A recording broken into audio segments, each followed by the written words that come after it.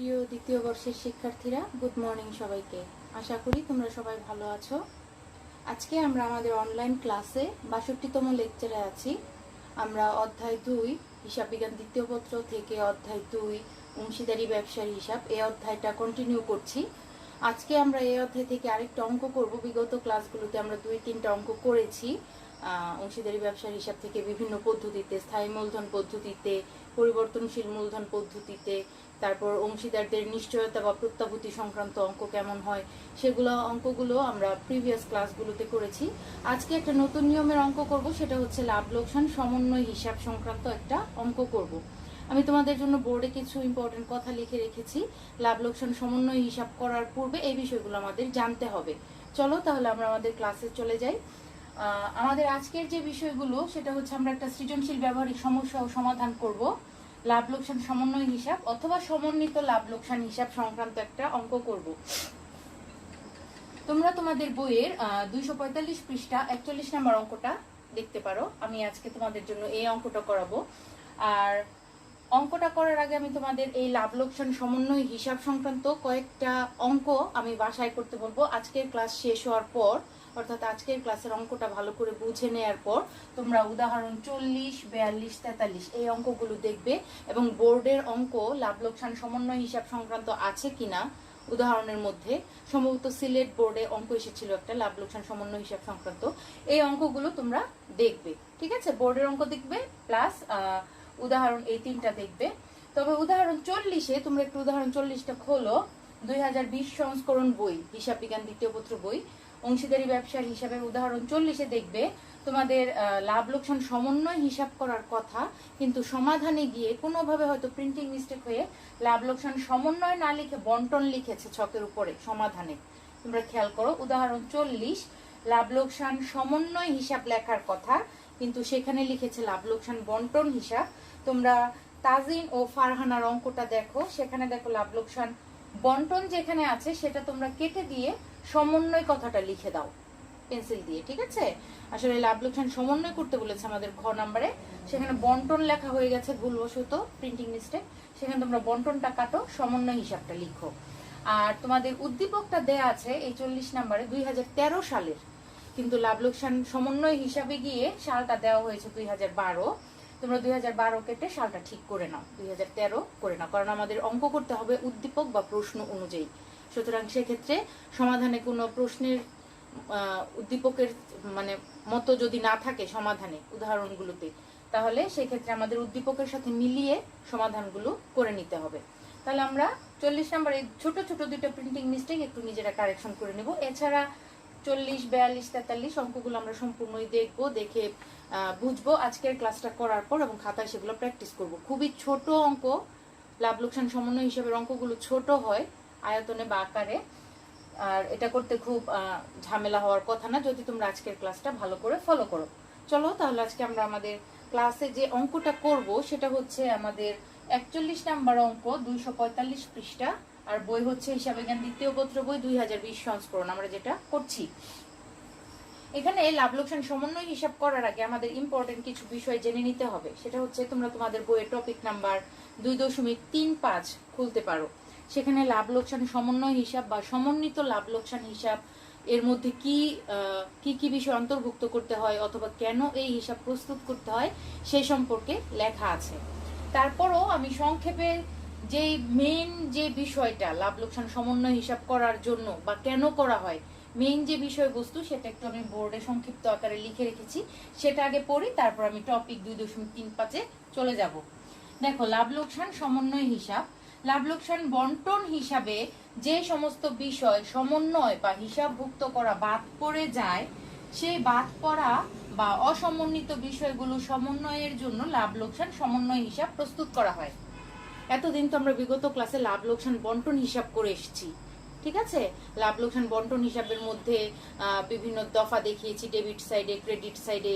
Debit সাইডে দেখিয়েছি মূলধনের সুদ, বেতন, কমিশন, ঋণের সুদ, এগুলো অংশীদারদের বিষয়গুলো দেখিয়েছি, মুনাফার অংশ বন্টন করে দেখিয়েছি। ক্রেডিট সাইডে আমরা শুরু করেছি লাভ ক্ষতি হিসাবের উদ্বৃত্ত দিয়ে, নিট লাভ দিয়ে, তারপর উত্তোলনের সুদ দেখিয়েছি, পণ্য উত্তোলন থাকলে সেটাও দেখিয়েছি। এই সমস্ত বিষয় নিয়ে আমরা লাভ লোকসান বন্টন হিসাব করেছি।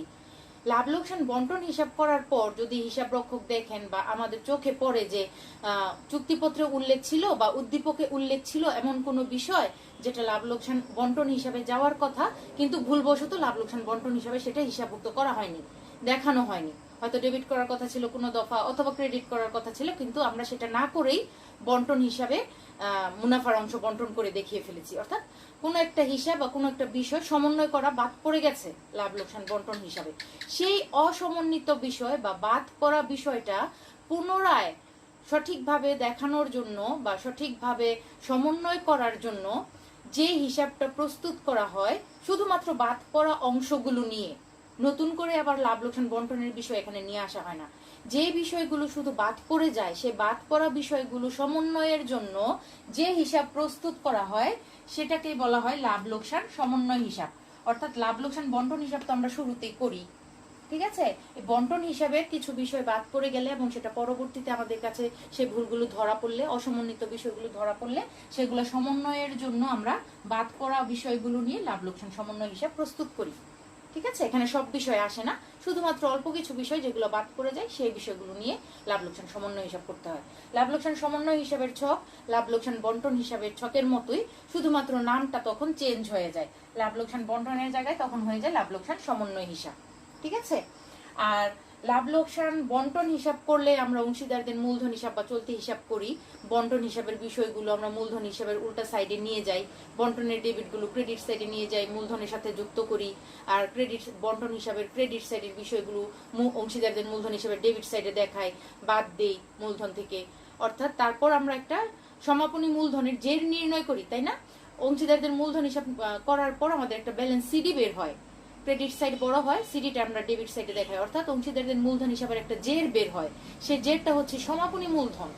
ঠিক আছে, আমরা প্রারম্ভিক মূলধনের সাথে যাবতীয় বিষয়গুলো সমন্বয় করে ডেবিট ক্রেডিট করে লাভ লোকসান বন্টন হিসাবের বিষয়গুলো ডেবিটে ক্রেডিটে বসিয়ে এবং উত্তোলন ডেবিট সাইডে বসিয়ে আমরা মূলধন হিসাবের একটা জের বের করি, সমাপনী জের, সেটা হচ্ছে সমাপনী মূলধন। কিন্তু লাভ লোকসান হিসাবে, লাভ লোকসান বন্টন হিসাবে যদি কোনো বিষয় বাদ পড়ে যায় তাহলে সে বিষয়গুলো অংশীদারদের মূলধন হিসাবে গিয়েও কিন্তু বাদ পড়ে যায়, তখন অংশীদারদের মূলধন হিসাবের সমাপনী মূলধনের জেরটা যে আমরা নির্ণয় করি সেটাও কিন্তু ভুল আসে। ঠিক আছে, তাহলে সেই ক্ষেত্রে সেই বাদ পড়া বিষয়গুলো আমরা যখন লাভ লোকসান সমন্বয় হিসাবে নিয়ে আসি, সেই লাভ লোকসান সমন্বয় হিসাব করার পর আবার অংশীদারদের সমন্বিত মূলধনটাও কিন্তু করে দেখাতে হয়, কারণ লাভ লোকসান বন্টন হিসেবে যে বিষয়গুলো বাদ পড়ে গেছে সেগুলো কিন্তু অংশীদারদের মূলধন হিসেবেও বাদ পড়ে গেছে, তাই লাভ লোকসান সমন্বয় হিসাব করলে আমাদের অংশীদারদের সমন্বিত মূলধন হিসাবটাও করে দেখাতে হয়, অর্থাৎ যে বিষয়গুলো মূলধন হিসাবে বাদ পড়ে গেছিল সেগুলা তখন এখানে দেখিয়ে অংশীদারদের সমন্বিত মূলধন হিসাব তৈরি করে সঠিক অ্যান্সারটা নিয়ে আসা হয়, মূলধনের সঠিক যেটা নির্ণয় করতে হয়। তাহলে আমরা 2.35-এ যখন লাভ লোকসান সমন্বয় হিসাবটা দেখব, সেই সাথে আমরা নিজেরা 2.37 অর্থাৎ অংশীদারদের সমন্বিত মূলধন হিসাবটা কিভাবে করতে হয় সেটা একটু জেনে নিব। আমরা 2.35টা একটু সংক্ষেপে পড়ি, তারপর আমি তোমাদের জন্য যেই দ্বিতীয় দফাটা লিখে রেখেছি বিষয়টা সেটা আমি বুঝাবো।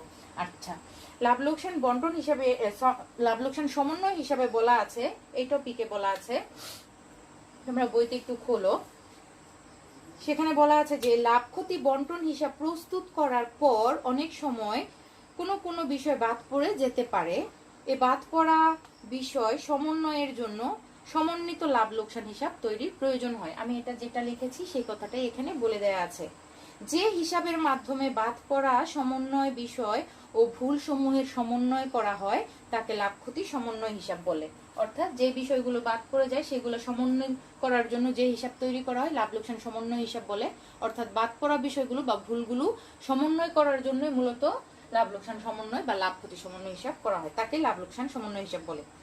যে ক্ষেত্রে লাভ ক্ষতি বন্টন হিসাবে, লাভ ক্ষতি বন্টন মানে হচ্ছে লাভ লোকসান বন্টন বা আবন্টন একই কথা, যে ক্ষেত্রে লাভ ক্ষতি বন্টন হিসাবে মূলধনের সুদ, উত্তোলনের সুদ, অংশীদারদের বেতন অথবা অংশীদারি বিষয়ে কোনো পণ্য উত্তোলন বিষয় ভুলক্রমে হিসাবভুক্ত না করেই লাভ ক্ষতি বন্টন হিসাব প্রস্তুত করে অংশীদারদের মধ্যে লাভ ক্ষতি বন্টন করে দেওয়া হয় এবং পরবর্তীকালে যখন এই ভুলগুলো ধরা পড়ে কেবল সেই ক্ষেত্রে এ বিষয় প্রস্তুত করতে হয়। অর্থাৎ কোনো বিষয় যখন বাদ পড়ে যায় যেগুলো লাভ লোকসান বন্টন হিসাবে আসার কথা, উদ্দীপকে থাকা সত্ত্বেও আমরা যদি কোনো বিষয় বাদ মানে দিয়ে লাভ লোকসান বন্টন হিসাব করি এবং অংশীদারদের মুনাফা বন্টন করে দেই কোনো বিষয় বাদ দিয়ে, মানে হিসাবভুক্ত না করে, সেই ক্ষেত্রে ওই বাদ পড়া বিষয়গুলো সমন্বয়ের প্রয়োজন পড়ে যদি আমাদের চোখে ভুলগুলো পরবর্তীতে ধরা পড়ে, এবং এই বিষয়গুলো সমন্বয়ের জন্যই মূলত লাভ লোকসান বন্টন হিসাব করা হয়। এছাড়া নীতিগত ভুল, করণিকের ভুল, যোগ বিয়োগের ভুল ইত্যাদি ধরনের ভুল সংশোধন করে অংশীদারদের প্রকৃত দেনা পাওনার সমন্বয়ের সাধনের জন্য এই হিসাব তৈরি করা হয়। এরপর দুইটা ইম্পর্টেন্ট বিষয় লিখেছি, সেটা একটু মার্ক করো তোমরা। সাধারণত নিম্নোক্ত অবস্থায় সমন্বিত লাভ লোকসান বন্টন হিসাব তৈরি করা হয়। অর্থাৎ লাভ লোকসান সমন্বয় হিসাবটা হচ্ছে লাভ লোকসান বন্টন হিসাবের সমন্বয়। সমন্বিত লাভ লোকসান হিসাব বা সমন্বিত লাভ লোকসান বন্টন হিসাব, অর্থাৎ বন্টন হিসাবে যে বিষয়গুলো সমন্বয় করা হয়নি সেগুলো সমন্বয় করেই লাভ লোকসান সমন্বয় হিসাব বা লাভ লোকসান সমন্বয়ের বা সমন্বিত লাভ লোকসান বন্টন হিসাব বলা যায় সেটাকে, সেই হিসাবটা তৈরি করা হয়। 1 নাম্বার বলা আছে চুক্তিতে উল্লেখ থাকা সত্ত্বেও, চুক্তিতে বলতে এখানে উদ্দীপকটাকে বোঝাচ্ছে। উদ্দীপকটা দেওয়া মানে কি, এই বিষয়গুলো চুক্তিপত্রে আছে, সেটা আমাদের সামনে উদ্দীপক বা প্রশ্ন আকারে তুলে ধরা হয়েছে, সেটাই বলা হয়েছে 1 নম্বরে, যে চুক্তিতে উল্লেখ থাকা সত্ত্বেও মূলধনের সুদ বা উত্তোলনের সুদ না ধরে লাভ ক্ষতি বন্টন হিসাব তৈরি করা হলে, অর্থাৎ উদ্দীপকে বলা আছে মূলধনের সুদ ধরতে হবে, উত্তোলনের সুদ ধরতে হবে, কিন্তু কোনো কারণে আমরা মূলধনের সুদ বা উত্তোলনের সুদ না ধরেই বন্টন হিসাব করে ফেলেছি, সেক্ষেত্রে পরবর্তীতে যখন এই ভুলটা ধরা পড়বে তখন মূলধনের সুদ উত্তোলনের সুদটাকে হিসাবভুক্ত করার জন্য লাভ লোকসান সমন্বয় হিসাব করতে হবে। 2, চুক্তিতে উল্লেখ থাকা সত্ত্বেও অংশীদারদের বেতন বা কমিশন না দেখিয়ে লাভ ক্ষতি বন্টন হিসাব তৈরি করা হলে, অর্থাৎ বেতন, কমিশন, অর্থাৎ অংশীদারদের কোনো বিষয় যেটা চুক্তিপত্রে উল্লেখ আছে হিসাবভুক্ত করার কথা, কিন্তু আমরা না করেই বন্টন হিসাব করে ফেলেছি হিসাবভুক্ত না করে, সেক্ষেত্রে সেটা সমন্বয়ের জন্য, উক্ত বিষয় সমন্বয়ের জন্য তখন লাভ লোকসান সমন্বয় হিসাব প্রস্তুত করতে হয়। আর 3 নম্বর আরেকটা বিষয় হচ্ছে চুক্তি মোতাবেক পরিবর্তিত নতুন হারে লাভ লোকসান বন্টন না করে পুরাতন হারে লাভ ক্ষতি বন্টন করা হলে, হয়তোবা চুক্তিপত্রে পুরাতন একটা লাভ ক্ষতি বন্টন হিসাবের অনুপাত ছিল শুরুর দিকে, সেই অনুপাতে প্রত্যেক বছর হয়তোবা অংশীদারদের মুনাফার অংশটা বন্টন করা হচ্ছে, কিন্তু কোনো এক সময় গিয়ে হয়তোবা সেই মুনাফার অনুপাত বা মুনাফার হারটা নতুন করে পরিবর্তন করা হয়েছে, অর্থাৎ আনুপাতিক হারটা, মুনাফা বন্টনের অনুপাতটা চেঞ্জ করা হয়েছে, নতুন করা হয়েছে, কিন্তু সেটার উপর গুরুত্ব না দিয়ে আমরা যদি পুরাতন হারেই বা পুরাতন অনুপাতেই আমরা লাভ লোকসান বন্টন করে মুনাফার অংশটা দেখাই লাভ লোকসান বন্টন হিসাবে, সেক্ষেত্রেও কিন্তু ভুল হয়। কারণ নতুন আনুপাতিক অংশ যেখানে পরিবর্তন করা হয়েছে, পরিবর্তন করে নিয়ে আসা হয়েছে, নতুন করা হয়েছে, সেক্ষেত্রে পুরাতনটা তো বাদ পড়ে যাওয়ার কথা, পুরাতনটা আমাদের ধরার কথা না, আমাদের নতুন হারেই তখন হিসাব করার কথা। কিন্তু আমরা যদি পুরাতন নিয়মেই করতে থাকি, পুরাতন আনুপাতিক হারেই যদি লাভ লোকসান বন্টন করি, সেটা যদি পরবর্তীতে গিয়ে ধরা পড়ে যে না, এখানে তো আনুপাতিক অংশটা নতুন করে করা হয়েছে, পরিবর্তন করা হয়েছে অংশীদারদের মুনাফা বন্টনের অনুপাতটা, তাহলে এক্ষেত্রে তো পুরাতন অনুপাত ধরলে আমাদের ভুল হয়ে যাবে। সেই ক্ষেত্রে এই নতুন আনুপাতিক হারে মুনাফা বন্টনের জন্য তখন আবার লাভ লোকসান সমন্বয় হিসাব করতে হয়। এই 3টা গুরুত্বপূর্ণ বিষয়ের জন্যই মূলত লাভ লোকসান সমন্বয় হিসাব করার প্রয়োজন পড়ে। আচ্ছা, লাভ লোকসান সমন্বয় হিসাবের প্রস্তুত প্রণালী এখানে দেওয়া আছে, ছকটা ওই সেম লাভ লোকসান বন্টন হিসাবের মতো, শুধুমাত্র নামটা চেঞ্জ হবে। আর এখানে আরেকটা বিষয় যেটা আমি তোমাদের জন্য লিখে রেখেছি, যদি অংশীদারদের উদ্দীপকে অংশীদারদের মূলধন বা উত্তোলনের উপর সুদ ধার্য করার কথা বলে, ঠিক আছে, তাহলে সেক্ষেত্রে আমরা জানি অংশীদারদের মূলধনের সুদ ধরতে হয় প্রারম্ভিক মূলধনের উপর, কিন্তু লাভ লোকসান সমন্বয় হিসাব সংক্রান্ত অঙ্কের যে উদ্দীপকটা দেয়া থাকে সেখানে দেখবে বেশিরভাগ অঙ্কেই প্রারম্ভিক মূলধন দেয়া থাকে না, সেখানে দেওয়া থাকে লাভ লোকসান বন্টন হিসাব করার পর অংশীদারদের যে মূলধন হিসাবটা করে আমরা জের নির্ণয় করি, সমাপনী মূলধন নির্ণয় করি, সেই সমাপনী মূলধনটাই বেশিরভাগ ক্ষেত্রে দেয়া থাকে, অর্থাৎ অংশীদারদের মূলধন হিসাবের জের দেওয়া থাকে, সমাপনী মূলধন দেয়া থাকে। সেই ক্ষেত্রে সেই সমাপনী মূলধন ধরে আমাদের উল্টাভাবে প্রারম্ভিক মূলধনটা নির্ণয় করে তারপর সে প্রারম্ভিক মূলধনের উপর মূলধনের সুদ ধরতে হয়। আমরা কখনোই সমাপনী মূলধনের উপর সুদ নির্ণয় করতে পারবো না, এটা নিয়ম না, ঠিক আছে। অংশীদারদের মূলধনের সুদ ধরতে হয় প্রারম্ভিক মূলধনের উপর, কিন্তু লাভ লোকসান সমন্বয় হিসাব সংক্রান্ত অঙ্কের ক্ষেত্রে উদ্দীপকে প্রারম্ভিক মূলধন না দেয়া থাকলে সেক্ষেত্রে সমাপনী মূলধন অবশ্যই দেয়া থাকবে একটা, সেই সমাপনী মূলধনটা কিন্তু সঠিক সমাপনী মূলধন না, সেখানে কিছু অসমন্বিত বিষয় থাকে, সে অসমন্বিত বিষয় থাকুক, কিন্তু যেই বিষয়গুলো সমন্বয় করে সমাপনী মূলধন নির্ণয় করা হয়েছে সেই সমাপনী মূলধন থেকে আমাদের সমন্বিত বিষয়গুলো যোগ বিয়োগ করে, উল্টাভাবে যোগ বিয়োগ করে তারপর প্রারম্ভিক মূলধন নির্ণয় করতে হয় এবং সেই প্রারম্ভিক মূলধনের উপর গিয়ে তখন মূলধনের সুদ ধরতে হয়। এখন আমার প্রশ্ন হচ্ছে, সমাপনী মূলধন থেকে আমি কিভাবে প্রারম্ভিক মূলধন নির্ণয় করব? বইতে তোমাদের সুন্দর করে এই সূত্রটা দেয়া আছে।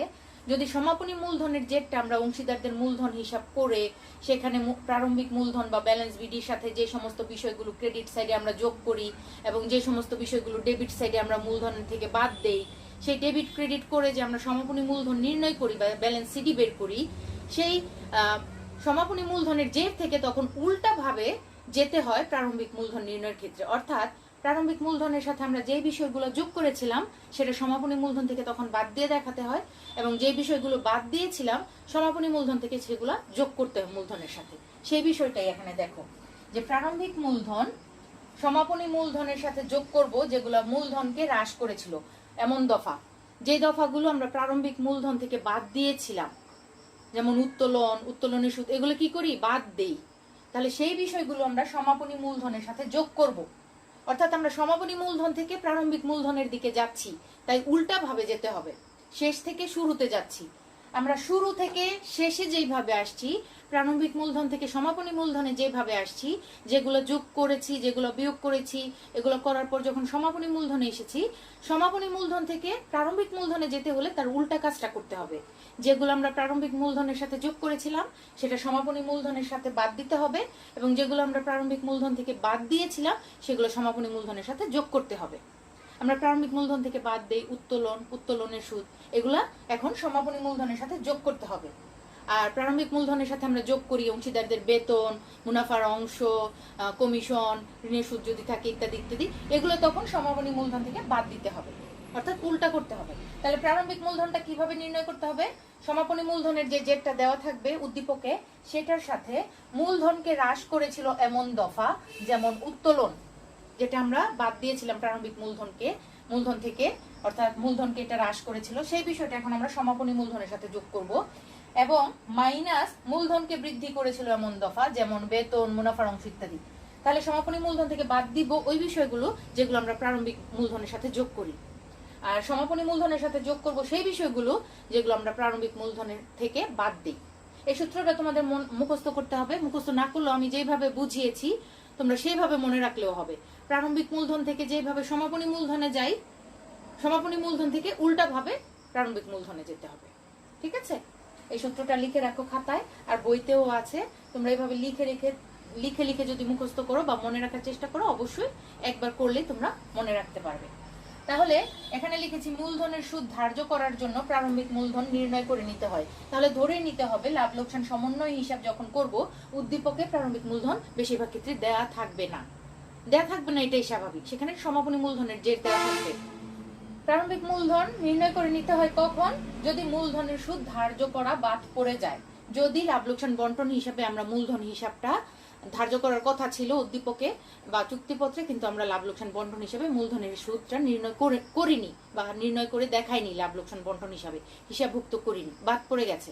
সেই বাদ পড়ার বিষয়টা সমন্বয় করার জন্য মূলধনের সুদ নির্ণয় করতে হবে, এবং মূলধনের সুদ নির্ণয় করার জন্য আমাদের প্রারম্ভিক মূলধন লাগবে। আর উদ্দীপকে প্রারম্ভিক মূলধন না থাকলে প্রারম্ভিক মূলধনটা এই সূত্রের সাহায্যে নির্ণয় করে নিতে হবে। আশা করি বিস্তারিতভাবে আমি এখন যেটা বুঝিয়েছি সেটা তোমরা বুঝেছো। এরপর তোমরা টপিক নাম্বার 2.37, যেখানে সমন্বিত মূলধন হিসাব আছে, অংশীদারদের সমন্বিত মূলধন, সেটা অংশীদারদের মূলধন হিসাবের ছকের মতোই করতে হয়। সেখানে শুধু লাভ লোকসান সমন্বয় হিসাবের যে বিষয়গুলো বাদ পড়ে গিয়েছিল সেই বিষয়গুলো নিয়ে অংশীদারদের মূলধন হিসাব করা হয়। সেটাও ডেবিট দিকের বিষয়গুলো ক্রেডিট দিকে দেখাতে হয়, ক্রেডিট দিকের বিষয়গুলো ডেবিট দিকে দেখাতে হয়। আর এখানে ব্যালেন্স বিডি হিসাবে দেখাতে হয়, লাভ লোকসান সমন্বয় হিসাবের যে বিষয়গুলো বাদ পড়ে যায় সেটা দেখাতে হয়, ব্যালেন্স বিডি দেখাতে হয়। তারপর লাভ ক্ষতি সমন্বয় হিসাবের ডেবিট সাইডে বিষয়গুলো ক্রেডিট সাইডে দেখাতে হয়। এভাবে অঙ্কটা করতে হয়। তাহলে চলো আমরা দেখি যে কিভাবে এখানে 41 নম্বর অঙ্কের উদ্দীপকটা কেমন দেওয়া আছে সেটা পড়ে তারপর আমরা অঙ্কটা করি। আচ্ছা, আর এখানে লাভ লোকসান সমন্বিত অংশীদারদের মূলধন হিসাবে যেটাকে ব্যালেন্স বিডি হিসাবে দেখানো হয়, সেটা হচ্ছে আমরা নর্মালি লাভ লোকসান বন্টন হিসাবের পর যে অংশীদারদের মূলধন হিসাব করি, সেই মূলধন হিসাব থেকে যে জেরটা নির্ণয় করি, সমাপনী মূলধন অর্থাৎ ব্যালেন্স সিডি যেটা নির্ণয় করি বন্টন হিসাবের পর অংশীদারদের মূলধন হিসাব করে যে জেরটা নির্ণয় করি লাস্টে, সেই জেরটা দিয়ে অংশীদারদের সমন্বিত মূলধন হিসাব করা হয়, সেটাকে তখন ব্যালেন্স বিডি হিসাবে দেখাতে হয়। যে সমাপনী মূলধনটা উদ্দীপকে দেওয়া থাকে সেটাকে ব্যালেন্স বিডি হিসাবে তখন ধরে অন্যান্য বিষয়গুলো যেগুলো অসমন্বিত ছিল সেগুলো সমন্বয় করতে হয়। ঠিক আছে, এখন 41 নম্বর উদ্দীপকটা আমরা একটু পড়ব। ওমর, রহিম ও ফাহিম মডার্ন ডিজাইনের 3 জন অংশীদার। তোমরা তোমাদের সামনে বইটা খোলা রাখো, আমার সাথে উদাহরণ 41 যে আছে প্রশ্নটা, সে প্রশ্নটার সাথে সাথে দেখো। কিছু বিষয়ে না বোঝার থাকলে পেন্সিল দিয়ে আন্ডারলাইন করো এবং খাতাও সামনে রাখো, কারণ অঙ্কটা তোমরা খাতায় অবশ্যই করবে। ওমর, রহিম ও ফাহিম মডার্ন ডিজাইনের 3 জন অংশীদার, যাদের লাভ লোকসান বন্টন অনুপাত ছিল 2:2:1। 2012 সালের 31 ডিসেম্বর তারিখে অতিরিক্ত মূলধন, উত্তোলন ও মুনাফার অংশ সমন্বয় সাধনের পর তাদের মূলধন হিসাবের উদ্বৃত্ত ছিল যথাক্রমে 74,370 টাকা, 85,170 টাকা এবং 47,885 টাকা। আচ্ছা, ওমর, রহিম ও ফাহিম 3 জন অংশীদার এবং তাদের লাভ লোকসান বন্টনের অনুপাত হচ্ছে 2:2:1। আর 2012 সালের 31 ডিসেম্বর তাদের লাভ লোকসান বন্টন হিসাব করা হয় এবং তাদের মূলধন হিসাবও করা হয় 2012 সালের 31 ডিসেম্বর তারিখে। লাভ লোকসান বন্টন হিসাবে তারা যে বিষয়গুলো দেখিয়েছে সেটা হচ্ছে আচ্ছা, লাভ লোকসান বন্টন হিসাব এবং অংশীদারদের মূলধন হিসাব, সেগুলো করার পর সেখানে তারা যে বিষয়গুলো হিসাব করেছে, অতিরিক্ত মূলধন যেটা তারা অংশীদারদের মূলধন হিসাবে দেখিয়েছে, উত্তোলন, মুনাফার অংশ যেটা লাভ লোকসান বন্টন হিসাবে দেখিয়েছে, আর উত্তোলন মূলধন হিসাবে দেখিয়েছে। এই বিষয়গুলো লাভ লোকসান বন্টন হিসাব এবং মূলধন হিসাব যেটা যেখানে যাওয়ার কথা সেখানে সমন্বয় করার পর তাদের মূলধন হিসাবের উদ্বৃত্ত ছিল, অর্থাৎ সমাপনী মূলধন যেটা বের হয়েছে, মূলধন হিসাবের যেটা সমাপনী বের হয়েছে সেটা হচ্ছে ওমরের 74,370 টাকা, রহিমের 85,170 টাকা এবং ফাহিমের 47,885 টাকা। এটা কিন্তু সমাপনী মূলধনের যেটা। পরবর্তীকালে দেখা গেল অংশীদারদের মূলধনের সুদ ও উত্তোলনের সুদ হিসাবভুক্ত করা হয়নি, অর্থাৎ লাভ লোকসান বন্টন হিসাবে চুক্তিপত্রে হয়তো উল্লেখ ছিল মূলধন এবং উত্তোলনের উপর সুদ ধরতে হবে এবং নিশ্চয় হার দেয়া ছিল বা কিছু বলা ছিল, অ্যামাউন্ট দেয়া ছিল, যেটাই হোক, সে মূলধনের সুদ আর উত্তোলনের সূত্রে লাভ লোকসান বন্টন হিসাবে দেখানো হয়নি। বন্টন হিসাবে না দেখানোর কারণে মূলধন হিসাব থেকেও বাদ পড়ে গেছিল তখন। মূলধন ও নগদ উত্তোলনের উপর 10% হারে সুদ ধার্য করতে হবে। তাহলে চুক্তিপত্রে উল্লেখ ছিল মূলধন ও উত্তোলনের উপর 10% সুদ ধার্য করতে হবে, তাহলে আমাদের প্রারম্ভিক মূলধনের পরিমাণটা এখানে লাগবে, কারণ সমাপনী মূলধন দেয়া আছে, আমরা তো জানি না প্রারম্ভিক মূলধন কত, সেটা বের করতে হবে।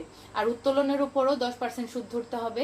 আমরা জানি উত্তোলনের উপর কখনোই পূর্ণ বছরের সুদ ধরা যায় না, যদি সময় নির্দিষ্টভাবে উল্লেখ না থাকে তাহলে সেক্ষেত্রে 6 মাসের সুদ ধরতে হয়। আর প্রতি মাসের শুরুতে যদি উত্তোলন হয় তাহলে সেক্ষেত্রে বার্ষিক উত্তোলনের সুদ বের করে সেটার উপর 6.5 মাসের সুদ ধরতে হয়। আর যদি প্রত্যেক মাসের শেষে উত্তোলন করা হয় সেক্ষেত্রে 5.5 মাসের সুদ ধরতে হয় করে। তাহলে এখানে দেখি মূলধন ও নগদ উত্তোলনের উপর সুদ ধরার কথা বলা হয়েছে। বছরের মাঝামাঝি সময়ে রহিম 10,000 টাকা অতিরিক্ত মূলধন আনয়ন করেন। এখানে অতিরিক্ত মূলধনের কথা বলা আছে, তাহলে বছরের মাঝামাঝি সময়ে যে অতিরিক্ত মূলধন নিয়ে এসছে, অতিরিক্ত মূলধনের সময়টা এখন উল্লেখ করার একটা কারণ আছে, কারণ মূলধনের সুদটা অতিরিক্ত মূলধনের উপরও কিন্তু ধরতে হবে যদি সময় উল্লেখ থাকে। আর প্রারম্ভিক মূলধনটা নির্ণয় করে নিয়ে প্রারম্ভিক মূলধনের উপরও পূর্ণ বছরে সুদ ধরতে হবে। তাহলে মূলধনের সুদ ধরার সময় কেয়ারফুল থাকতে হবে, আমাদের প্রারম্ভিক মূলধন এবং অতিরিক্ত মূলধন এই দুইটাই আছে কিনা বা আমাদের চোখে উদ্দীপকের মধ্যে আমরা পাই কিনা, সেই দুইটা মূলধনের উপরই আমাদের সুদ ধরতে হবে। যদি অতিরিক্ত মূলধনের সময়টা উল্লেখ থাকে সেটার উপর সেই সময় অনুযায়ী সুদ ধরবো। আচ্ছা, মুনাফার প্রত্যাশায় অংশীদারগণ প্রতি মাসের শেষে যথাক্রমে 800 টাকা, 700 টাকা ও 500 টাকা করে উত্তোলন করেন। তাহলে এখানে বলা আছে প্রতি মাসের শেষে উত্তোলন করেন। প্রতি মাসের শেষে উত্তোলন করলে আমরা একটা বার্ষিক উত্তোলনের পরিমাণ বের করব, সেটার উপর উত্তোলনের সুদের হার দিয়ে সুদটা বের করব, বার্ষিক সুদটা। সেটাকে তখন প্রতি মাসের শেষে বিধায় 5.5 মাসের সুদটা গড় করে বের করব, অর্থাৎ 5.5 দিয়ে গুণ এবং 12 দিয়ে ভাগ করে 5.5 মাসের সুদে নিয়ে আসব। কারণ আমরা জানি উত্তোলনের উপর কখনোই পূর্ণ বছরের সুদ ধরা যায় না, আর প্রতি মাসের শেষে হলে 5.5 মাসের সুদ ধরতে হয়। লাস্টে বলা আছে অংশীদারদের মূলধনের সুদ উত্তোলনের সুদ সমন্বয়ের পূর্বে কিন্তু ফাহিমের বেতন বাদ দেওয়ার পর কারবারের 2012 সালে 31 ডিসেম্বর তারিখে মুনাফা ছিল 49,925 টাকা। ঠিক আছে, তাহলে এখানে মূলধনের সুদ আর উত্তোলনের সূত্রে সমন্বয় করা বাদ পড়ে গেছে, কিন্তু ফাহিম যে বেতন পায় সে বেতনটা কিন্তু সমন্বয় করা হয়েছে। ফাহিমের বেতনের বিষয়ে নিশ্চয়ই এখানে কিছু দেওয়া আছে, আর যদি না দেওয়াও থাকে তাহলে আমরা ধরেই নিব যে ফাহিম যে বেতন পেত সেটাও এখানে লাভ লোকসান বন্টন হিসেবে দেখানো হয়ে গেছে। আর সেটা এই উত্তোলনের সুদ আর মূলধনের সুদ সমন্বয় করার পর মুনাফা এসছে 49,925 টাকা 2012 সালের 31 ডিসেম্বর তারিখে। তাহলে এই 49,925 টাকা ধরে আমাদের যে অঙ্কটা এখানে করার কথা সেটা আমরা 49,950 টাকা 925 টাকাকে সেটা আমরা তখন গণনার প্রয়োজনে সেটা নিয়ে আসবো এখানে।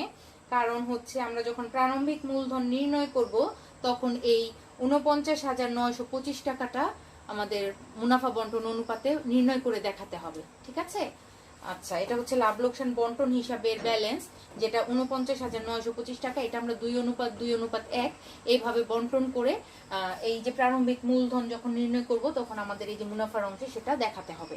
ঠিক আছে, প্রারম্ভিক মূলধন নির্ণয়ের সময় এই জন্য এটা এখানে কাজে লাগবে।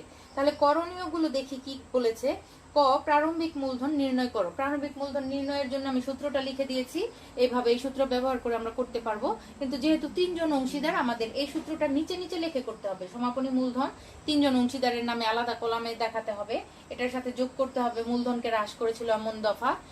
উদ্দীপক অনুযায়ী আমরা নিয়ে আসবো কি হ্রাস করেছিল মূলধনকে, ওই সমাপনী মূলধন যেটা আমরা বের করেছি সেখানে কি এমন বিষয় সমন্বয় করেছিলাম যেটা মূলধনকে হ্রাস করেছিল।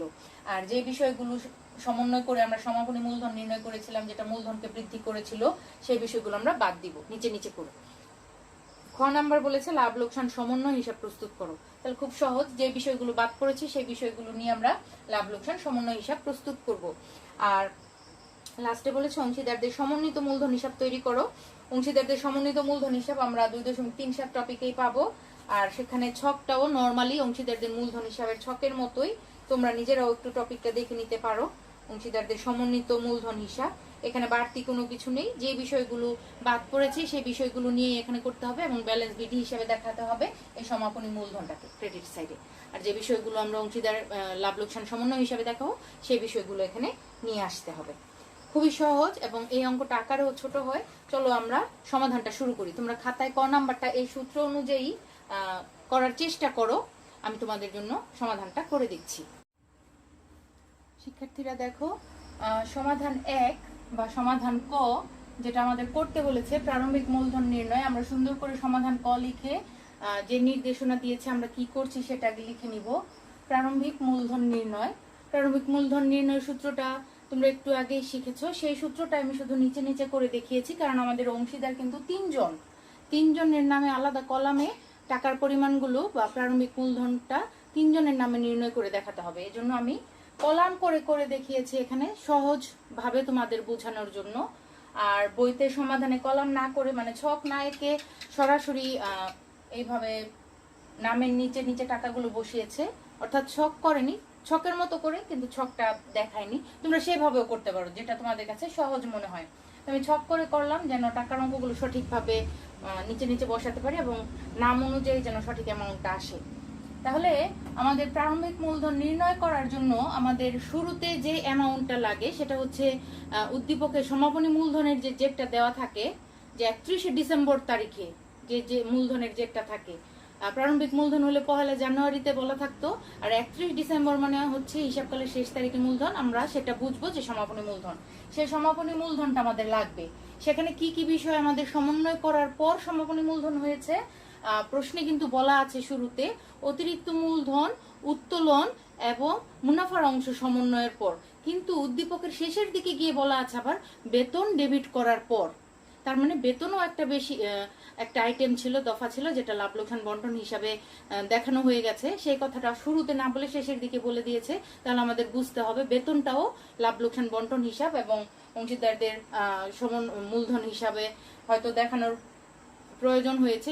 সেগুলো সমন্বয় করার পর, সবকিছু সমন্বয় করার পর সমাপনী মূলধন এসছে উমরের ৭৪,৩৭০, রহিমের ৮৫,১৭০, ফাহিমের ৪৭,৮৮৫ টাকা। এই টাকাগুলো আমি উদ্দীপক থেকে নিয়ে এসেছি, যেটা ৩১ ডিসেম্বর তারিখে মূলধনের জের দেওয়া আছে। আর এই মূলধনটা নির্ণয় করা হয়েছে অতিরিক্ত মূলধন উত্তোলন মুনাফার অংশ ও বেতন সমন্বয়ের পর এই মূলধনের জেরটা এসেছে ৩১ ডিসেম্বর তারিখে। এবং আমরা যখনই অংশীদারদের নাম লিখবো, নামের নিচে অবশ্যই টাকা কথাটা লিখবো, কারণ আমরা এখানে টাকার পরিমাণ নির্ণয় করছি, টাকার পরিমাণ দেখাচ্ছি। সমাপনী মূলধনের সাথে কোন বিষয়গুলো আমরা যোগ করব? প্রারম্ভিক মূলধনের সাথে আমরা যে বিষয়গুলো বাদ দিই মূলধন থেকে, সমাপনীর সাথে সেগুলো যোগ করব। তাহলে সমাপনীর সাথে আমি যোগ করব এমন দফা যেটা প্রারম্ভিক মূলধনকে হ্রাস করেছিল। তাহলে সমাপনী মূলধনের সাথে আমি যোগ করব উত্তোলন, যেটা প্রারম্ভিক মূলধনকে কমিয়ে দিয়েছিল। সেই বিষয়টা এখন সমাপনীর সাথে উল্টা ভাবে করতে হলে যোগ করতে হবে। তাহলে যোগ উত্তোলন। উত্তোলন উমরের ৯,৬০০, রহিমের ৮,৪০০ এবং ফাহিমের ৬,০০০। এই অ্যামাউন্টটা কিন্তু বইতে দেওয়া নেই, দেওয়া আছে মাসিক ভিত্তিতে। তাহলে আমরা মাসিক ভিত্তিতে যদি দেওয়া থাকে, সেটাকে আমরা যদি ১২ দিয়ে গুণ করি, তাহলে দেখবে এই অ্যামাউন্টগুলো আসে। আমি গণনাটা অঙ্কের শেষে করে দেখাবো গণনাগুলো। লাভ লোকসান বন্টন সমন্বয় হিসাবের জন্য কিছু গণনা লাগবে, কিন্তু আমরা চেষ্টা করব ক খ গ ৩টা করণীয়র জন্য জায়গা রেখে শেষে গণনাগুলো দেখাতে। কারণ ক্যালকুলেশনগুলো গণনাগুলো আমাদের হয়তো করণীয়র প্রয়োজনেই, সমাধানের প্রয়োজনেই গণনাগুলো লাগবে, কিন্তু আমরা উপস্থাপন করব একদম শেষ দিকে। ঠিক আছে? তাহলে এখানে ৯,৬০০ কিভাবে আসলো একটু দেখি। উমর মাসিক কত টাকা করে উত্তোলন করেছে?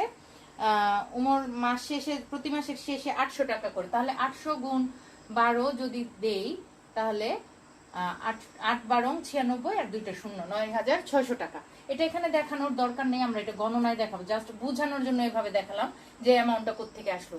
আবার ৮৪০০ কিভাবে আসলো? রহিম উত্তোলন করেছে প্রতি মাসের শেষে ৭০০, এটাকে যদি ১২ দিয়ে গুণ করি, তাহলে রহিমেরটা ৭ × ৮৪, ২টা শূন্য, ৮৪০০ টাকা। এটা হচ্ছে রহিমেরটা। আবার ফাহিমেরটা যদি দেখি, ফাহিম প্রতি মাসে ৫০০ করে উত্তোলন করেছে, এটাকে ১২ দিয়ে গুণ করলে ৬,০০০। এটা হচ্ছে ফাহিমের, এই যে ৬,০০০। এইভাবে ১২ দিয়ে গুণ করে বার্ষিক উত্তোলনটা এখানে দেখানো হয়েছে। ঠিক আছে? তাহলে এখানে সমাপনী মূলধনের সাথে সেই বিষয়গুলো যোগ করব যেগুলো প্রারম্ভিক মূলধনকে হ্রাস করেছিল। উত্তোলন শুধুমাত্র সমন্বয় করা হয়েছে, এই সমাপনী মূলধনের মধ্যে আছে উত্তোলন, এই যে উত্তোলন। তাহলে উত্তোলনটা যোগ করলাম, উত্তোলনের পরিমাণ, বার্ষিক উত্তোলনের পরিমাণ নির্ণয় করে সেটা আমরা যোগ করে দেখালাম। আর যোগ করার পর আমরা কিন্তু খেয়াল করবো আমরা যোগ করছি না বাদ দিচ্ছি, ক্যালকুলেটরে যেন ভুল না করি, যোগের জায়গায় বাদ, বাদের জায়গায় যোগ যেন না করি। তাহলে আমরা যোগ করছি, তাহলে ৭৪,৩৭০ আর ৯,৬০০ মিলে হয় ৮৩,৯৭০। তোমরা ক্যালকুলেটর করো, সেটাই হবে। এখানে রহিমের আসে ৮৫,১৭০ এর সাথে ৮,৪০০ যোগ করলে ৯৩,৫৭০, ফাহিমের ৪৭,৮৮৫ এর সাথে ৬,০০০ যোগ করলে ৫৩,৮৮৫ টাকা। এরপর যোগের আর কোনো বিষয় নেই, উত্তোলনের সুদ নেই, বা যেগুলো প্রারম্ভিক মূলধনকে হ্রাস করেছিল এমন কোনো আইটেম নেই যেটা এখানে সমন্বয় করা হয়েছে সমাপনী মূলধনের মধ্যে। এখন আছে যে বিষয়গুলো মূলধনকে বৃদ্ধি করেছিল, প্রারম্ভিক মূলধনকে। তাহলে এখানে আছে মুনাফার অংশ, বেতন। ঠিক আছে?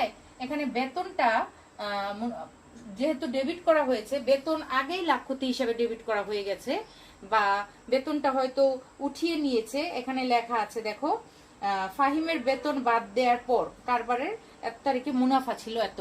ঠিক আছে? এখানে বন্টনযোগ্য মুনাফা, অর্থাৎ বেতন টেতন সব সমন্বয়ের পর মুনাফার যে বন্টনযোগ্য যে মুনাফা আছে, অর্থাৎ যেটা মূলধনের মধ্যে যে মুনাফার অংশটা মূলধনকে বাড়িয়েছিল, সেটা এখন আমরা বাদ দিব। ঠিক আছে? তাহলে নিশ্চয় বেতনটা এখানে মূল লাভ ক্ষতি হিসেবে হয়তো ডেবিট করা হয়ে গেছে বা উঠানো হয়ে গেছে, যাই হোক এখানে আর দেখানো হয়নি, কারণ বন্টনযোগ্য মুনাফার মধ্যে বেতনের অংশটাও আছে ৪৯,৯২৫ টাকা। ঠিক আছে? তাহলে এটা আমরা ২:২:১ অনুপাতে বন্টন করে করেছি অংশীদারদের মধ্যে, কারণ অংশীদারদের মুনাফা লাভ লোকসান বন্টনের অনুপাতে দেয়া আছে 2:2:1, আর লাস্টে দেয়া আছে বন্টনযোগ্য মুনাফা ছিল 31শে ডিসেম্বর তারিখে 49,925 টাকা। তাহলে এখানে প্রত্যেকের নামে যে মুনাফাটা এসেছে এই সমাপনী মূলধন নির্ণয়ের সময় যে বন্টনযোগ্য মুনাফাটা আলাদা আলাদা নামে আমরা দেখিয়েছি সেই মুনাফাটা এখানে দেখাতে হবে, কারণ আলাদা করে উদ্দীপকে দেওয়া নেই। তাহলে বন্টনযোগ্য মুনাফা ছিল 49,925, এটাকে এখন আমরা এই অনুপাতে যদি ভাগ করি তাহলে উমর, রহিম ও ফাহিম। তাহলে উমরের কত আসে আমরা দেখি, 2 + 2 + 1, এখানে আসে 2 এর 2 4 আর 5, তাহলে 5-এর 2 অংশ হচ্ছে উমর। তাহলে এটাকে 49,925 কে আমরা যদি 5-এর 2 দিয়ে ভাগ করি তাহলে উমরের আসে 19,970। তোমরা ক্যালকুলেটরে করো, দেখো এই যে 19,970ই আসবে, এটা বোঝানোর জন্য। আবার রহিমেরটাও সেম, তাহলে রহিমেরটাও সেমই আসবে 19,970। আর ফাহিমের যেটা সেটা এখানে 1 আসবে, 5-এর 1 অংশ। এখানে 5টা কিভাবে আসলো আশা করি তোমরা বুঝেছো, 2 + 2 + 1, এই 3টা অনুপাতের অংশকে একত্র করলে 5 ভাগ আসে, টোটাল 5 ভাগ। 5 ভাগের 2 ভাগ পাবে উমর, 5 ভাগের 2 ভাগ পাবে রহিম, 5 ভাগের 1 ভাগ পাবে ফাহিম, এইভাবে। ঠিক আছে, এতদিন অঙ্ক করেছো, আশা করি বুঝেছো। এখন আমরা যদি 49,925 কে 5-এর 1 দিয়ে গুণ করি বা 5 দিয়ে ভাগ করি, 1 দিয়ে গুণ করি, তাহলে আমাদের অ্যামাউন্ট আসবে ফাহিমের 9,985 টাকা। তোমরা ক্যালকুলেটর করে দেখতে পারো, এতই আসবে। তবে গণনাটা জাস্ট আমি বোঝানোর জন্য, এই অ্যামাউন্টগুলো বোঝানোর জন্য এখানে ছোট আকারে রাফ করে দেখিয়েছি। এটা কিন্তু এখানে দেখানোর কথা না, তোমরা এটা এখানে দেখাবা না, সেটা তোমরা গণনায় দেখাবা। একদম লাস্টে যেখানে আমরা ফাইনাল গণনা করব পরিচ্ছন্নভাবে একসাথে সব গণনা করব, সেখানে দেখাবো। ঠিক আছে, তো এই কথাগুলো তোমরা লিখে নিবে। তাহলে এখানে যে বেতনের কথাটা বলা আছে, যেহেতু এখানে লাভ লোকসান বন্টন হিসাব বা অংশীদারদের মূলধন হিসাবে বেতনটা দেখানো হয়েছে কিনা সেটা বলা নেই, শুধুমাত্র বেতনের অংশ হিসাবভুক্ত করার পর বা বেতন বাদ দেওয়ার পর এটা এত এসছে। বেতন বাদ দেওয়ার পর মানে হচ্ছে নিশ্চয় ফাহিমের বেতন সে উঠিয়েও নিয়েছে এবং তার বেতনটা হিসাবভুক্ত করাও হয়ে গেছে, যে কারণে এখানে আর মূলধন হিসাব থেকে আলাদা করে বেতনটা বাদ দেওয়া হয় নাই, বা মুনাফার অংশের মধ্যেই, যেহেতু বন্টনযোগ্য মুনাফার অংশের মধ্যে এটা আছে, তাই আলাদা করে আর বেতনটা দেখানো হয়নি। এখানে যেভাবে করা হয়েছে সেভাবেই আমরা নির্ণয় করেছি। তাহলে এখন আমাদের আর যোগ করার বা বাদ দেওয়ার কোনো বিষয় নেই। এখন যেটা নির্ণয় করেছি আমরা বাদ দিয়েছি, অতিরিক্ত মূলধনটাও কিন্তু আমরা এখানে বাদ দিয়েছি। দেখো, উত্তোলন যোগ করার পর অতিরিক্ত মূলধন নিয়ে এসেছিল রহিম 10,000 টাকা। এটা কিন্তু অতিরিক্ত মূলধনটা প্রারম্ভিক মূলধনকে বৃদ্ধি করে, তাহলে যেগুলো প্রারম্ভিক মূলধনকে বৃদ্ধি করে সেগুলো আমরা বাদ দিব। আমি এই বিষয়টা স্কিপ করে গেছি, এটা একটু খেয়াল করো। অতিরিক্ত মূলধন বাদ হবে, কারণ যেগুলো প্রারম্ভিক মূলধনকে বৃদ্ধি করে সেটা সমাপনী মূলধন থেকে বাদ যাবে। অতিরিক্ত মূলধন শুধুমাত্র রহিম এনেছিল 10,000 টাকা, তাহলে আমাদের এটা বাদ দিতে হবে। তাহলে উমরের টাকা ঠিকই থাকবে, রহিমের টাকা 10,000 কমে 83,570 হবে এবং ফাহিমের টাকা ঠিক থাকবে। আরেকটা বাদের বিষয় যেটা আমি এখন দেখালাম, বন্টনযোগ্য মুনাফা, সেটা হচ্ছে আমি তো বন্টন করে দেখালাম 3টা অ্যামাউন্ট। তাহলে এগুলো বাদ দাও, 83,970 থেকে 19,970 ক্যালকুলেটর বাদ দিলে 64,000 আসবে। এখানে রহিমের আসবে 63,600, 19,970 বাদ দেওয়ার পর। আর এখানে ফাহিমের আসবে 9,985 বাদ দেওয়ার পর 43,900 টাকা। এই যে অ্যামাউন্টটা আসলো, আর কোনো সমন্বয়ের বিষয় নেই। প্রারম্ভিক মূলধন নির্ণয় করার জন্য যেগুলো করার কথা, যোগ বাদ দেওয়ার কথা, সেগুলোই করলাম। তাহলে এখানে আমরা ফলাফল পেলাম, প্রারম্ভিক মূলধনের 3 জনের ফলাফল পেয়ে গেলাম। 3 জনের প্রারম্ভিক মূলধন আমরা নির্ণয় করে ফেললাম। প্রারম্ভিক মূলধন তোমরা যদি বুঝে বুঝে করো, তাহলে আমি তোমাদের বোঝানোর সুবিধার্থে হয়তো ক নাম্বারটা যথেষ্ট সময় নিয়েছি, যেন তোমরা সঠিকভাবে বুঝতে পারো, যেন সূত্রটা যে লিখেছি সেটা যে প্রয়োগ করেছি সঠিকভাবে সেটা যেন তোমরা বুঝতে পারো। এই জন্য আমি একটু সময় নিয়ে এই ক নাম্বারটা তোমাদের বুঝালাম। সমাপনী মূলধন থেকে কিভাবে প্রারম্ভিক মূলধনে আসতে হয়, সমাপনী মূলধনের সাথে ওই বিষয়গুলো যোগ করতে হয় যেগুলো প্রারম্ভিক মূলধনকে হ্রাস করে, আর সমাপনী মূলধন থেকে ওই বিষয়গুলো বাদ দিতে হয় যেগুলা প্রারম্ভিক মূলধনকে বৃদ্ধি করে। তাহলে সমাপনী মূলধনের সাথে যোগ বাদ করার পর আমরা ফাইনালি প্রারম্ভিক মূলধনে আসতে পারি, ফিরে আসতে পারি। প্রারম্ভিক মূলধন আমরা 3টা মূলধনে পেয়ে গেলাম 3 জনের। আমরা এখন এই মূলধনের উপর সুদ ধরবো, তারপর লাভ লোকসান সমন্বয় হিসেবে সেটা দেখাবো। আর উত্তোলনের পরিমাণও যেহেতু আমরা বের করে ফেলেছি প্রত্যেক মাসের শেষের উত্তোলন, তাহলে উত্তোলনের সূত্র আমরা সেইভাবে নিয়ম অনুযায়ী বের করতে পারবো। এখন আমরা খ নাম্বার সমাধানে চলে যাই। লাভ লোকসান সমন্বয় হিসাব তৈরি করতে বলেছে, এখন আমরা লাভ লোকসান সমন্বয় হিসাব তৈরি করি। তোমরা খাতায় লাভ লোকসান বন্টন হিসাবের মতোই একটা ছক করো এবং শিরোনাম দাও, আমি তোমাদের জন্য সমাধানটা করে দিচ্ছি।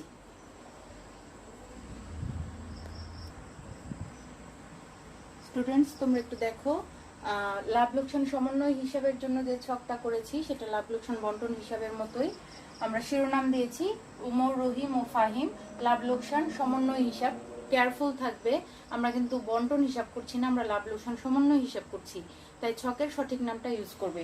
আর 2012 সালের 31 ডিসেম্বর তারিখে সমাপ্ত বছরের জন্য, ঠিক আছে, সমাপ্ত বছর। এবং অবশ্যই যেহেতু এটা হিসাব, আমাদের ডেবিট ক্রেডিট দুইটা সাইড উল্লেখ করতে হবে।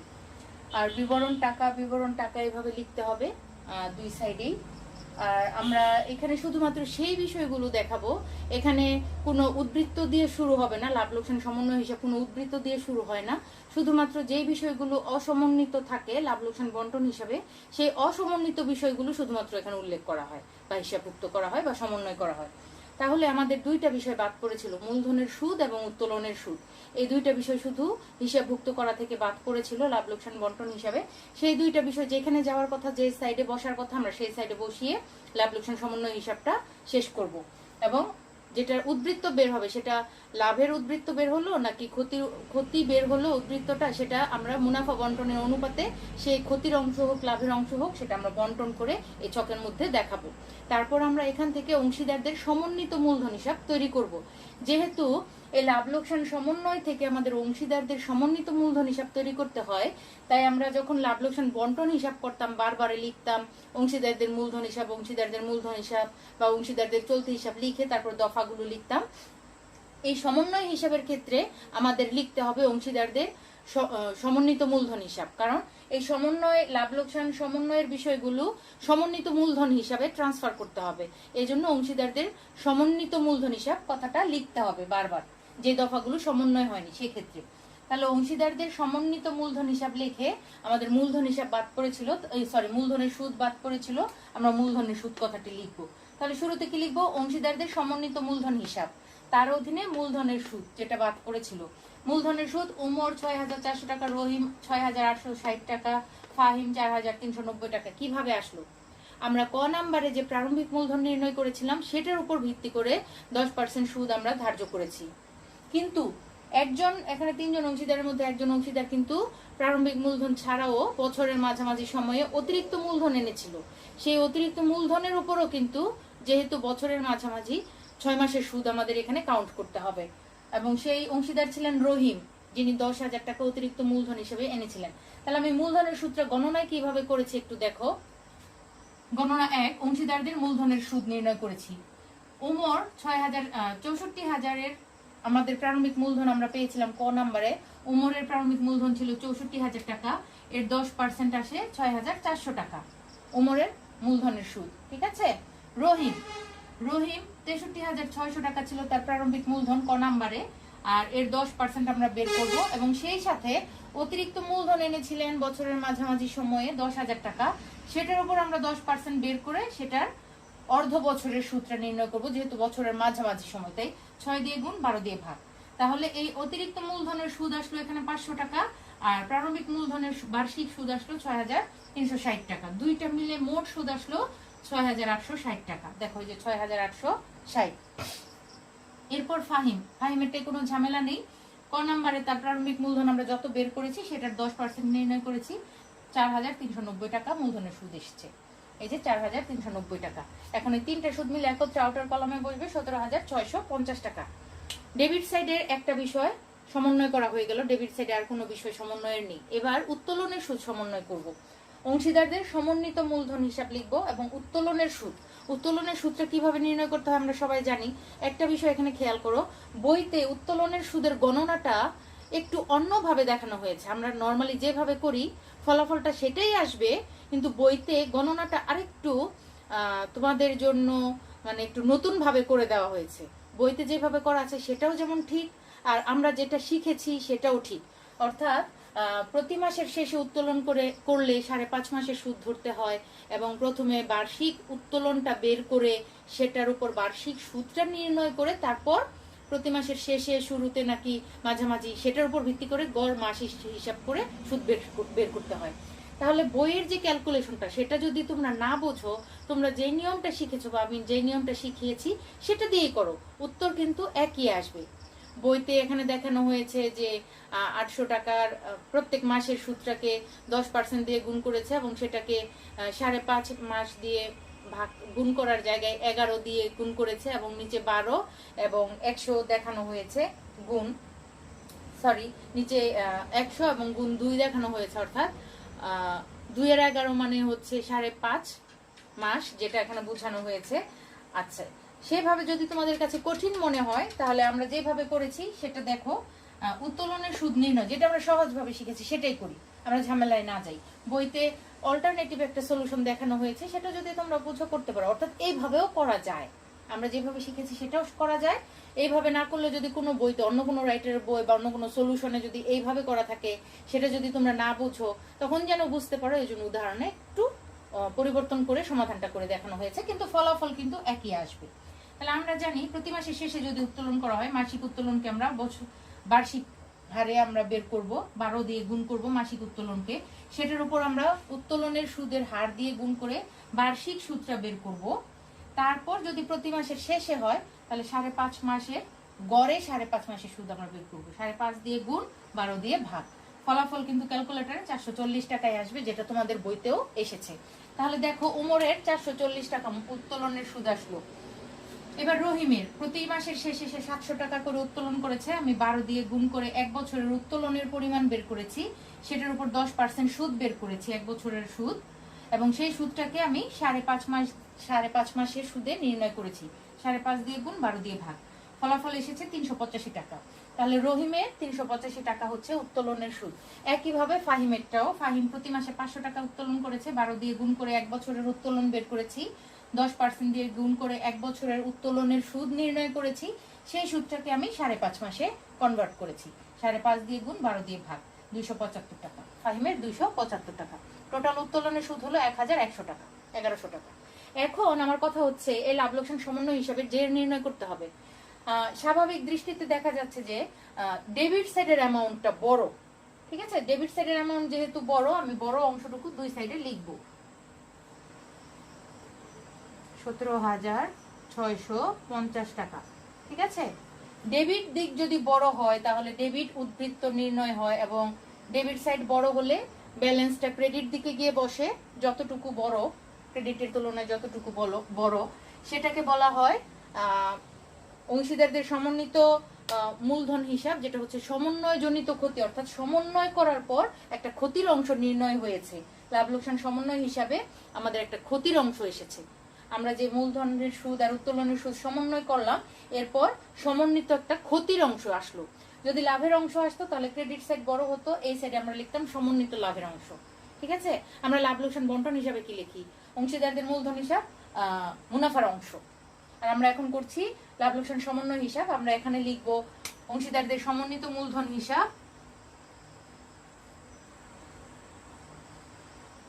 সমন্বিত মূলধন হিসাব।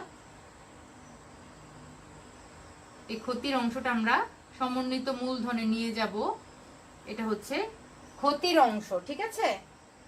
সমন্বয় জনিত ক্ষতি, আমরা ক্ষতির অংশও লিখতে পারি, সমন্বয় জনিত ক্ষতি। সমন্বয় করার পর একটা ক্ষতির উদ্বৃত্ত আসলো না, ডেবিট সাইড বড় হওয়া মানে হচ্ছে খরচ বা ব্যয়ের অংশটা বেশি আসলো, আয়ের অংশটা কম আসলো সমন্বয় করার পর, তাহলে এটা ক্ষতির অংশ আসলো, সমন্বয় জনিত ক্ষতির অংশ, ঠিক আছে? বা সমন্বয় জনিত ক্ষতি। এত বড় করে না লিখে আমরা সমন্বয় জনিত ক্ষতি লিখে ব্র্যাকেট দেই। এখানে আমাদের ব্যালেন্স আসলো, দেখো তোমরা 17,650 থেকে 1100 টাকা বাদ দাও, তাহলে দেখবে তোমাদের ক্যালকুলেটর অ্যামাউন্ট আসবে 16,550। 16,550। এটা আমরা মুনাফা বন্টনের অনুপাতে 2:2:1, এই অনুপাতে এই ক্ষতিটা আমরা তিনজনের মধ্যে ভাগ করে দেখাবো, ঠিক আছে? এখন চলো আমরা সেই 3 নম্বর গণনাটা করে ফেলি। এই গণনাগুলো আমরা কোথায় দেখাবো? অংশীদারদের ক্ষতির অংশ, সমন্বয়জনিত ক্ষতি। এই গণনাগুলো আমরা দেখাবো একদম অংশীদারদের সমন্বিত মূলধন ক খ গ এই তিনটা করার পর এই গণনাগুলো কিন্তু আমরা করে দেখাবো। আমি সাইডে করে দেখাচ্ছি কারণ আমাদের ছকের প্রয়োজনে ক নাম্বারের প্রয়োজনে ক নাম্বারের প্রয়োজনে এগুলো লাগে, তাই আমি সাইডে করে দেখাচ্ছি। তোমরা কিন্তু অবশ্যই প্রেজেন্টেশনটা সব শেষে দেখাবে। উমরের অংশ ক্ষতির অংশ হচ্ছে অংশীদারদের সমন্বয় জনিত ক্ষতি নির্ণয়, সমন্বয় জনিত ক্ষতি। তিন নাম্বার গণনা। তাহলে উমরের অংশ আসে 16,550, তার লাভ লোকসান বন্টনের অনুপাত ছিল 5/2 সমান, তোমরা একটু ক্যালকুলেটর করে দেখো, 16,550 গুণ 2 ভাগ 5 সমান 6,620 টাকা। 6,620 টাকা, ঠিক আছে। ওমর 6,620 টাকা, তারপরে রহিম, তারপরে ফাহিম। রহিম ফাহিমেরটাও তোমরা একইভাবে করে ফেলতে পারো। রহিমের আসলো এখানে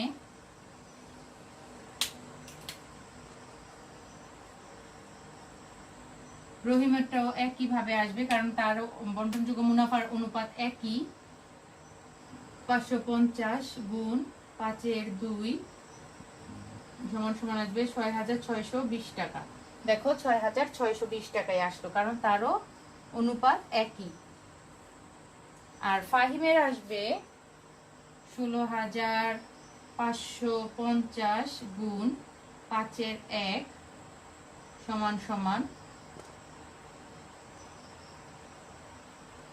16,550 গুণ 5/1 16,550 গুণ 5/1 3,310 টাকা।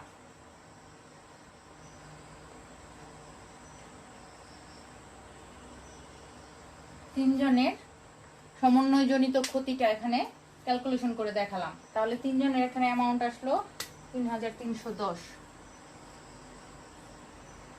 এটা তোমরা এখন যোগ করো, এই তিনটা অ্যামাউন্ট 1 2 3 এই তিনটা অ্যামাউন্ট যোগ করলে দেখবে 16,550 আসে।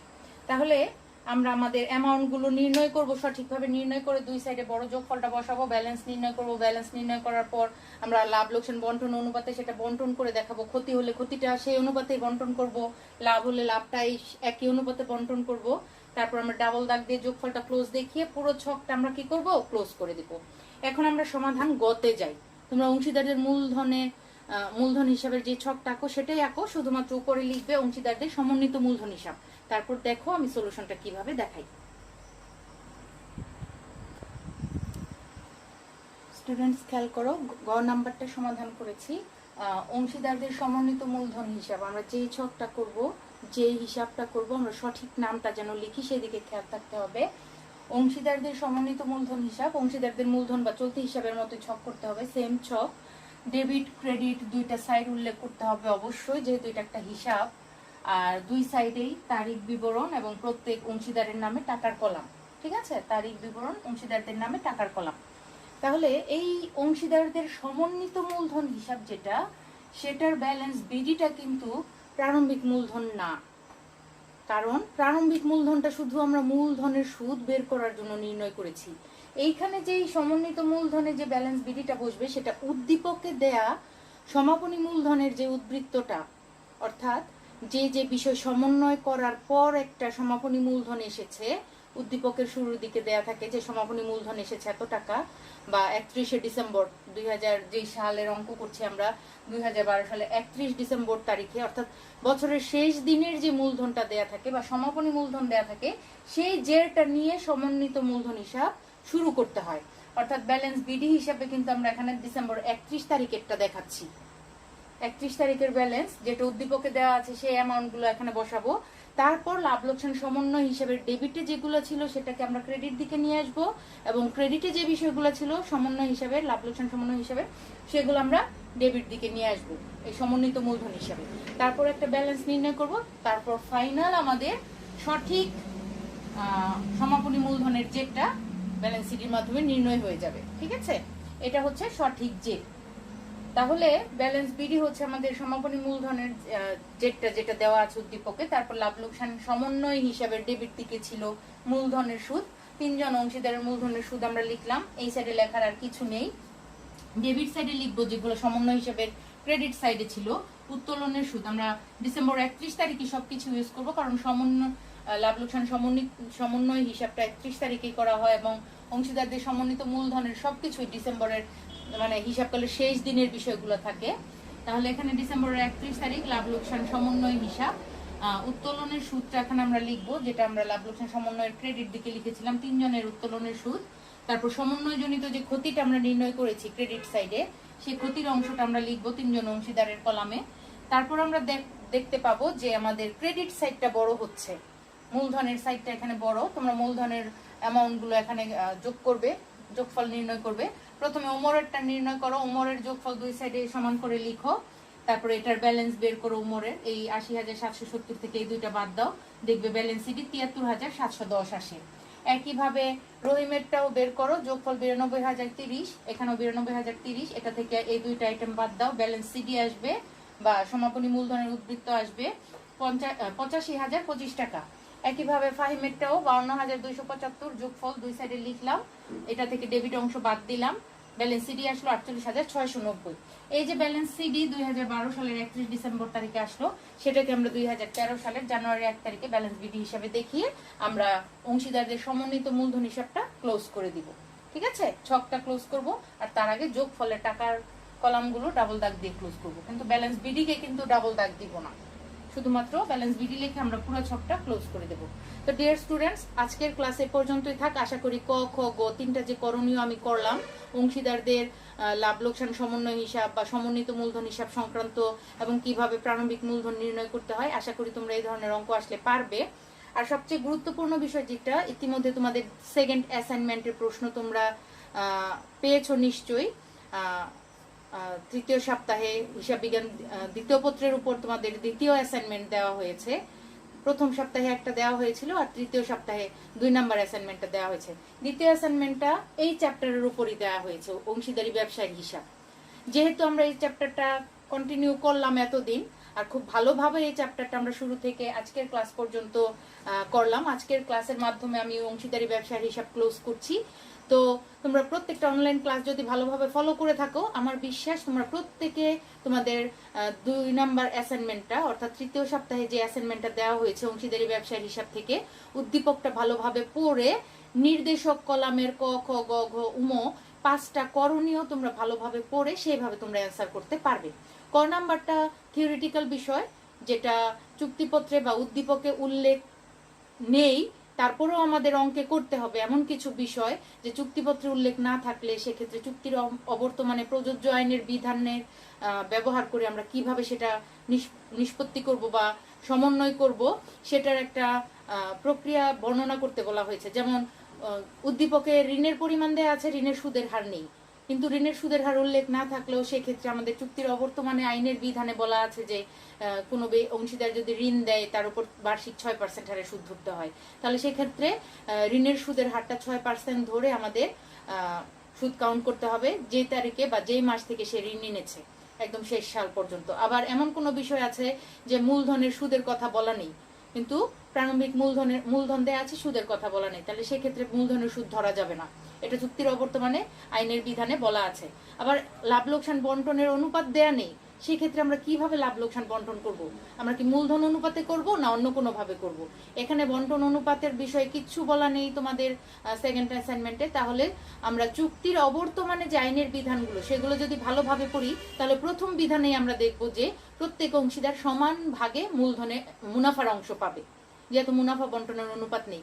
এরকম 3টা বা 4টা বিষয় তোমরা উদ্দীপক পড়ে খুঁজে বের করবে যে উদ্দীপকে উল্লেখ নেই, তারপরেও আমাদের অঙ্ক করার ক্ষেত্রে আমাদের সেগুলো করতে হবে। সেগুলোই হচ্ছে চুক্তির অবর্তমানে প্রযোজ্য আইনের বিধানের মাধ্যমে আমরা কিভাবে সেটা সমন্বয় করব, অংশীদারদের লাভ বিষয়গুলো, যে প্রাপ্য প্রদেয় বিষয়গুলো, সেগুলো আমরা কিভাবে সমন্বয় করব, সেই বিষয়গুলো তোমরা বই থেকে দেখে দেখে একটু শিখে নিয়ে সেগুলো নিজেদের মতো করে সংক্ষিপ্ত আকারে বর্ণনা করে দিবে, সুন্দরভাবে উপস্থাপন করবে। 4টা বিষয় তোমরা যদি উপস্থাপন করতে পারো সেক্ষেত্রে তোমরা কয়ের অধীনে ফুল নাম্বার পাবে। খ নাম্বার যেটা করতে বলেছে, অংশীদারদের চলতি হিসাব করতে বলেছে 2 জন অংশীদারদের নামে, আমরা চলতি হিসাব স্থায়ী মূলধন পদ্ধতিতে অলরেডি করে ফেলেছি, কোনো সমস্যা হওয়ার কথা না। প্রশ্নটা অনেক একটু বড় দেখাচ্ছে, উদ্দীপকটা হয়তো একটু বিস্তারিত ভাবে দেয়া আছে, কিন্তু অঙ্কটা কিন্তু ছোট। আমরা পরিবর্তনশীল মূলধন পদ্ধতির অঙ্কও করেছি, স্থায়ী মূলধন পদ্ধতির অঙ্কও করেছি, আমরা লাভ লোকসান বন্টন হিসাব কিভাবে করতে হয় 2 পদ্ধতিতে সেটাও শিখেছি, এবং মূলধন 2 মূলধন পদ্ধতিতে অংশীদারদের মূলধন হিসাব চলতি হিসাব কিভাবে করতে হয় সেটাও কিন্তু শিখেছি। আশা করি তোমাদের 5টা করণীয় যে আছে তোমরা নির্দেশনা মেনে সঠিকভাবে সমাধান করতে পারবে। আর আমার মনে হয় অ্যাসাইনমেন্টের উপর আমার আর আলাদা ক্লাস নেওয়ার প্রয়োজন হবে না। তো আজকে আমরা অংশীদারি ব্যবসার হিসাব এই অধ্যায়টা এখানেই শেষ করছি।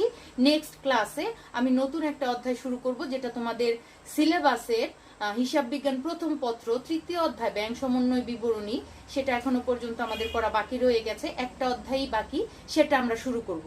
এরপরও যদি আমি মনে করি যে তোমাদের অ্যাসাইনমেন্টের প্রয়োজনে কিছু নির্দেশনামূলক ক্লাস নিয়ে আমার প্রয়োজন আছে, তাহলে সেই হিসাবে আমি পরবর্তীতে তোমাদের ক্লাস নিব 2য় অ্যাসাইনমেন্টের উপর। আর প্রয়োজন না হলে আজকে যে কথাগুলো বললাম সেটাই তোমরা গুরুত্ব সহকারে ফলো করো, অ্যাসাইনমেন্টের নির্দেশনাগুলো মানো, এবং সেইভাবে তোমরা সুন্দরভাবে প্রেজেন্টেশন করে অ্যাসাইনমেন্টটা সলভ করো। তো সবাই ভালো থাকো, সুস্থ থাকো। নেক্সট ক্লাসে হিসাব বিজ্ঞান প্রথম পত্র 3য় অধ্যায় নিয়ে আমরা সবাই ক্লাস করব। ধন্যবাদ সবাইকে।